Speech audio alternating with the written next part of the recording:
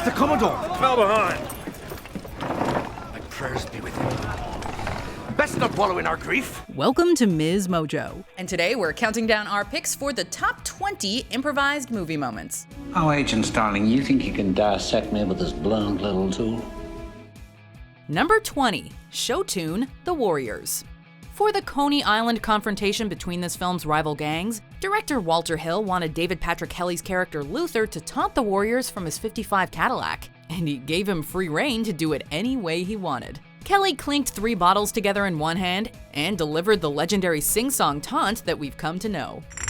Warriors, come out to play. According to Kelly, it was a childhood bully that inspired the chant. It also helps that he's a musician blessed with the singing chops for the line. Warriors, come out to play. Warriors, come out to play. Number 19, just kicking it, The Lord of the Rings, The Two Towers. Showbiz is dangerous. During a particularly emotional scene in the adaptation of Tolkien's trilogy, Viggo Mortensen's character Aragorn breaks down when he comes to the realization that 2 of his hobbit friends might be dead, and he expresses himself by kicking a nearby helmet.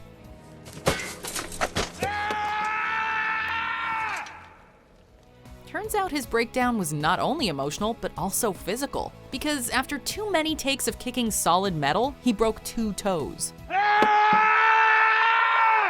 And then he let out this scream. I thought, wow, this is strong. I mean, this is like Aragorn is like just in total grief at what's just happened to Merry and Pippin. This is really cool. And he didn't say anything to us, but we found out that Viggo had actually broken 2 toes with that last kick. The shot chosen for the final cut of the film was the toe breaker, because you can't fake the intensity of the actor's excruciating pain. Viggo actually, feeling that pain, he actually turned that into performance. Number 18, The Barn Story, Saving Private Ryan. He's working on this bra and he's trying to get it off, and all of a sudden John just screams out,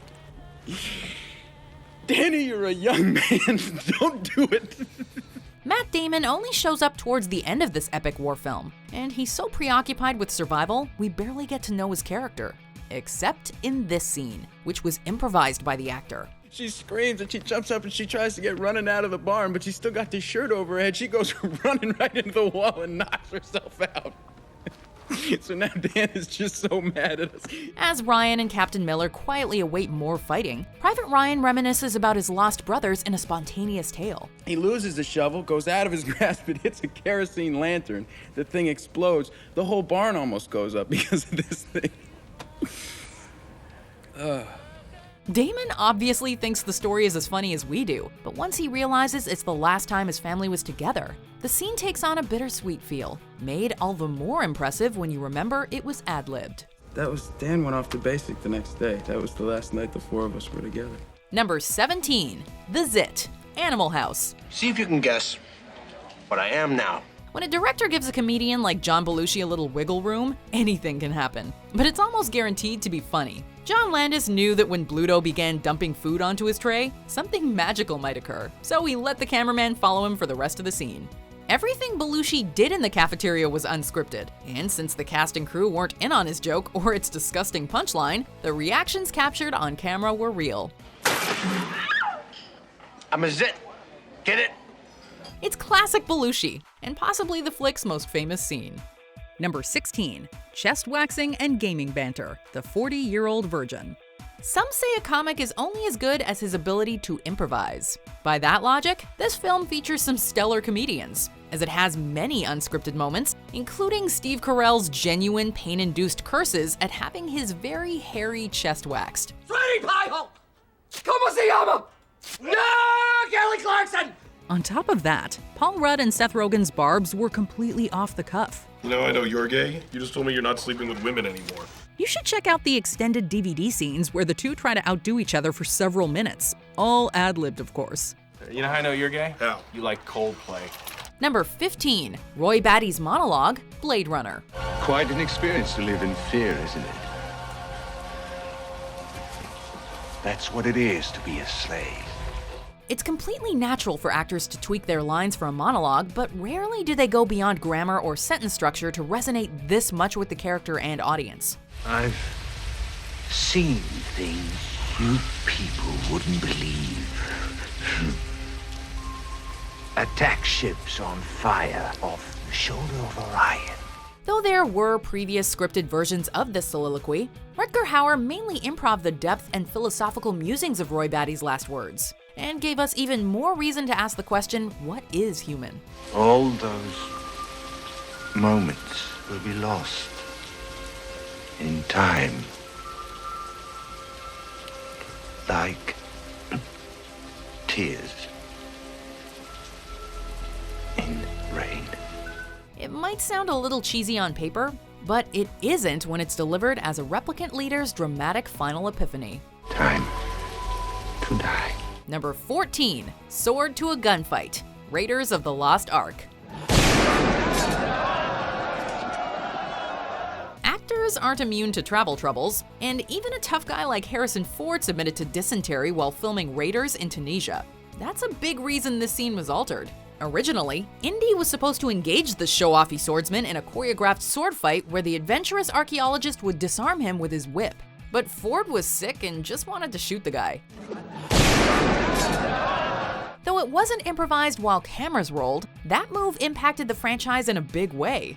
And the scene is one of the series' most iconic and hilarious moments. Number 13, the most annoying sound in the world, Dumb and Dumber. You're it. Quitsies! Anti-quitsies. You're it. Quitsies. No anti-quitsies, no startsies. You can't do that! As Dum-Dums Harry and Lloyd head on their cross-country road trip, they meet all sorts of people, including a hitman who's trying to kill them. We usually don't pick up hitchhikers. But I'm gonna go with my instinct on this one.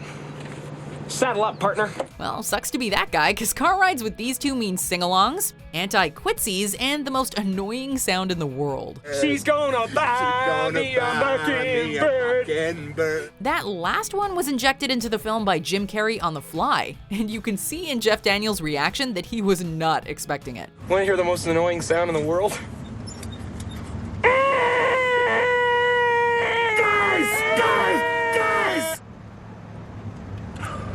Fellas, you think we could listen to the radio or something? Even the hitman's outburst was unscripted, proving that sometimes unplanned is best. Number 12, Look Out Bello, Tarzan the Ape Man. Jane. Jane. Jane. Jane. It's Jane. You? Jane. Jane. And you? You. Tarzan. This jungle-living ape man originated in a series of Edgar Rice Burroughs novels, where his signature sound was described as, quote, the victory cry of the bull ape. When it came to bringing that noise to the screen, Olympic swimmer and once competitive yodeler Johnny Weissmuller was the first actor to succeed where others had failed.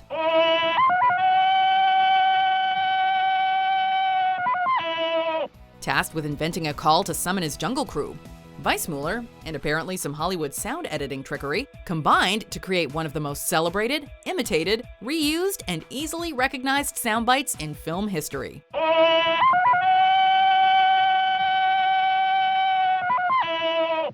Number 11, I Got a Jar of Dirt, Pirates of the Caribbean, Dead Man's Chest. I'll handle this, mate. When Jack Sparrow was given the jar of dirt, he was unsure of its power, but when he comes face to face with Davy Jones and the Flying Dutchman, he can't help but flaunt it a little. The script simply had Jack Sparrow calling Davy Jones names with some schoolyard-level taunting, but that didn't sit well with Johnny Depp. The reactions of the rest of the actors are genuine confusion and surprise, as Depp falls down the stairs, only to get up and sing the infectious little ditty to further taunt Jones. I got a jar of dirt, I got a jar of dirt, and guess what's inside it? Enough! Number 10, Singin' in the Rain, A Clockwork Orange. I'm singing in the rain, just singing in the rain. Always a perfectionist, Stanley Kubrick shot and reshot the scene where the main group of droogs engages in their brand of ultra-violence. But the scene still felt empty, so Kubrick instructed actor Malcolm McDowell to inject a little spontaneity, which he did to the tune of Singin' in the Rain. And I'm ready for love. Taking this classic old song and twisting it into such a creepy scene turns out to be a terrifying blend of happiness and evil, and one that will be seared into our brains forever. From the place Godfather, I'm with the rain. Number 9. Hey, I'm walking here. Midnight Cowboy. Though there's some debate about whether the scene was actually unscripted, it's still a memorable movie moment that Dustin Hoffman claims to have improvised. He and Jon Voight are walking NYC streets discussing the ins and outs of the gigolo business when, bam! A taxi works its way into the shot, almost running Hoffman down and prompting him to deliver the endlessly quotable line, And that's where old Daniel comes in, you know what I mean? Hey, I'm walking here. I'm walking here. Up yours, you son of a bitch. You don't talk to me that way. Get out of here. Hoffman has said that while he uttered those iconic words, what he really wanted to say was, hey, we're making a movie here. But method acting's his game, so he stayed in character the entire time. Don't worry about that. Actually, that ain't a bad way to pick up insurance, you know. Number 8. Boat Envy, Jaws. This ain't just any shark. Chief Brody knows it, and so did the actor playing him. In fact, Roy Scheider was the one who came up with the film's most famous line off the cuff. The first time we actually get a look at the giant great white, Scheider decided to cut the tension with a one-liner that earned its spot in the annals of film history. You're gonna need a bigger boat. He didn't come up with the phrase on the spot, though. It was actually a common saying on the set. As the story goes, the film's producers didn't spring for a big enough barge to hold all the equipment. So, saying you're gonna need a bigger boat became a running joke among crew members. You're gonna need a bigger boat, right? Number 7. Mirror Image, Taxi Driver. Martin Scorsese encourages actors to contribute to his films, and this is one case where he hit pay dirt. The script read, Travis speaks to himself in the mirror. Robert De Niro turned those instructions into one of the most famous and oft-quoted sequences in cinema history. You talking to me? Perfectly capturing Travis Bickle's loneliness and alienation, this scene has been cited as the one that says the most about his flawed personality. It's gone on to be referenced time and time again in movies and TV shows alike. Have you seen your father? You talking to me? What are you, Robert De Niro? Yes, I am talking to you. Number 6. Funny How? Goodfellas. Really funny. Really funny. What do you mean I'm funny? Even if you've never seen this flick, there's one scene you surely know. Scorsese again allowed actors to invent dialogue, which he would retroactively add into the script. And Joe Pesci nabbed an Oscar by showing he could turn on a dime. You know, you're just funny. It's you know, the way you tell the story and everything. Funny how? Not only does his improvised diatribe explain his character, it also stops his buddies dead in their tracks and has audiences holding their breath. He manages to keep the tension going just long enough to really emphasize the humor when he finally lets up and admits he's joking. I almost had him. You stuttering prick yet. Frankie, was he shaking?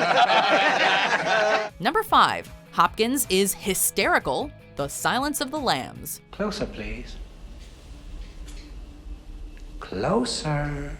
Sir Anthony Hopkins is still haunting our dreams with his portrayal of cannibalistic serial killer Dr. Hannibal Lecter, and the scene where he's introduced is arguably his creepiest. And yes, we're counting the muzzle.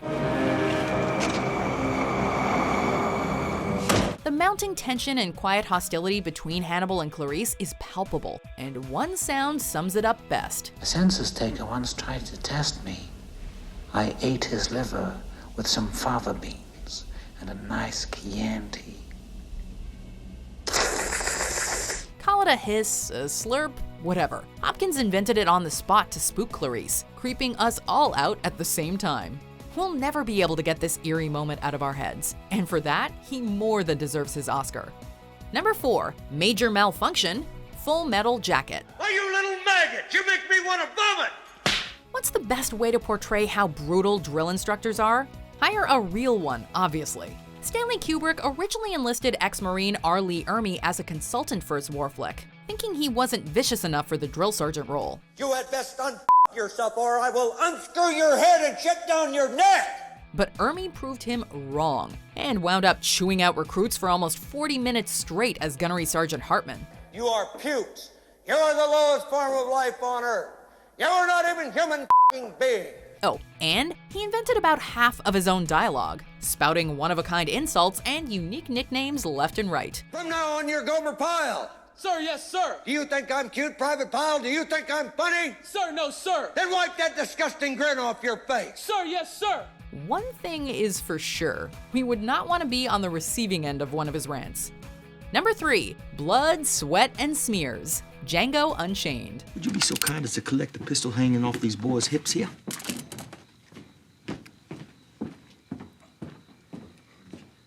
Thank you ever so much. When injured on the job, most people would take a 30-second breather before continuing with their day. Not Leonardo DiCaprio. He got so into character for Django Unchained that when he slammed his hand down onto a table during a tense scene, smashing a glass and cutting his hand so badly he required stitches, he just kept right on with his racist rant. Lay your palm flat on that tabletop! If you lift those palms off that turtle shell tabletop, Mr. Pooch is gonna let loose with both barrels that sawed off. Apparently, the room erupted into a standing ovation after the take. DiCaprio even worked the blood into the scene by smearing it across an obviously horrified Kerry Washington's face. Now! What's it gonna be, Doc? Huh? Number 2, here's Johnny, The Shining. Mirroring the plot of this Stephen King adaptation, Stanley Kubrick caused the downward mental spiral of some of his actors, mainly Shelley Duvall. Helping him along was Jack Nicholson, who improv'd the film's shining moment.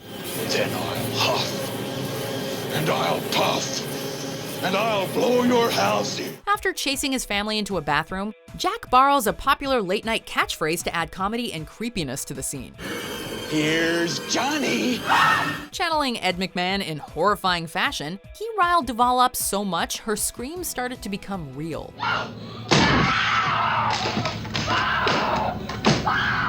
Here's a tip: never play hide and seek with Jack Nicholson. Honestly, can you imagine improvising a line as iconic as "Here's Johnny"? What could possibly top that? Well, we'll find out soon, right after these honorable mentions, which are also pretty iconic, to be honest. Oh, dude! Holy shit! How much is this stuff? That's about $2,000 an ounce. God. Really? And what is the kick of it? Which I never.